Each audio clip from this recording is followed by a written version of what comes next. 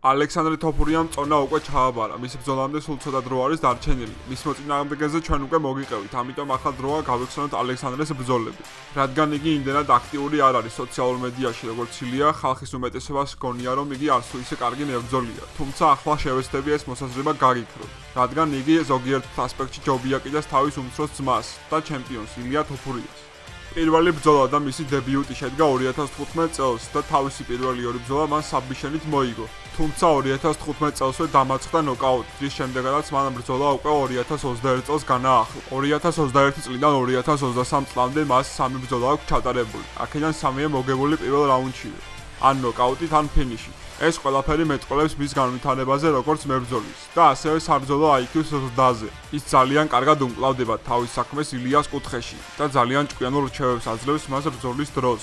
ზუსტად მას მიუძღვის დიდი წვლილი ილიას ჩემპიონობაში, თუმცა უკვე მისი დრო არის UFC-ს დაანახოს თავისი შესაძლებლობები. თუ მოგეწონათ ასეთი სახის ვიდეო, დაალაიქეთ და გამოიწერეთ ჩვენი არხი. ასევე დაწერეთ კომენტარებში, რა თემებზე გსურთ იხილოთ მიმოხილვა.